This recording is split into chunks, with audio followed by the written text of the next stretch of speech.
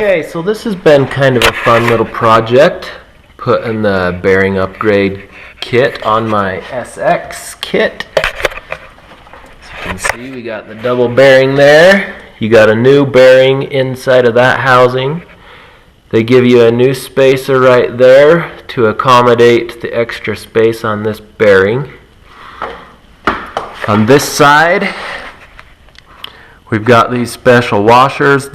That little circular part goes inside the groove or the key groove on your jack shaft. Same down here. Spinning around, kind of hard to see, but we got a new double bearing in there. And a new double bearing on this side. That's what she looks like bolted up. Can't see the bolts in there.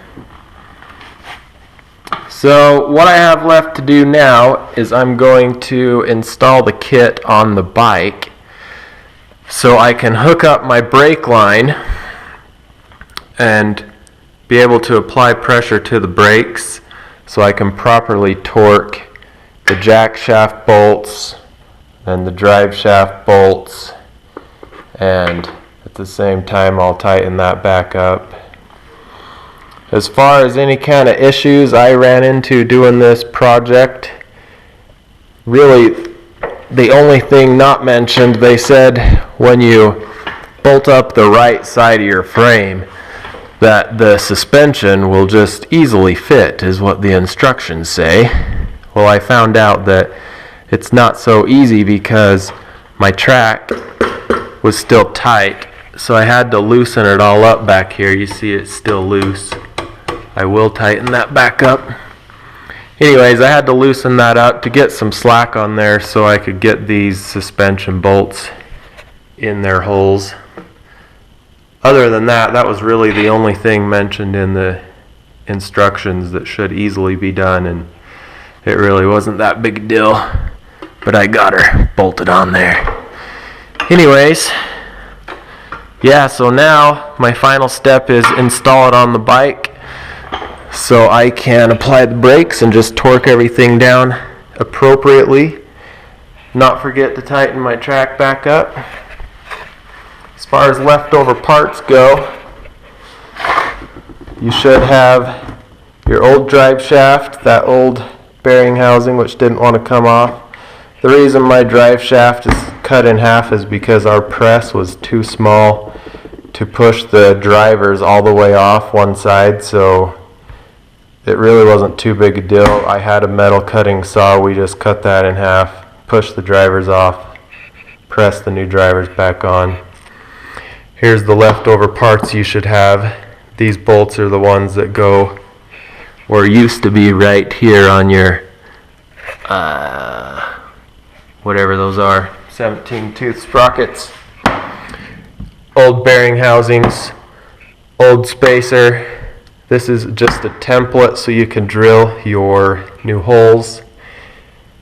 And yeah, here's all the old bearing housing bolts. These right here are my old Skags. I took off my ski. I did do the new dual grooved, or whatever they want to call it, Skags. We got them bolted up. That was also a rather quick and easy job. Anyways, I'll put this video, or I'll do all the talking stuff first on the video, and then I did a time lapse photography with the GoPro camera. It was taking pictures every 2 seconds, and I'm going to speed it up to where it'll show you about 9 pictures a second or so for a time-lapse video of how I did this. I did the best I could to follow the instructions as closely as possible. I may or may not have made a mistake here and there. One thing I did want to mention, when you do your drivers, when you press those back on, do not forget to look for these arrows. I did point to these arrows in the time-lapse part of my video. Make sure those are lined up when you press those babies back on. Anyways, as far as if you're wondering if you can do this yourself or not, pressing the drivers on and off, really, it's an easy job. It just takes a press, and I didn't have one. The local motorcycle shop quoted me $120 to press them on and off. I thought that was a rip-off because they're charging me over an hour's worth of time. I called around, got a hold of one of my buddies. I had a buddy who actually had a press. We were able to press the drivers on and off in 15 minutes. It's really a piece of cake if you just have the right tool. So 15 minutes is all a shop should charge you if you go talk to them. Anyways, enjoy the video. I'm going to get to riding here soon.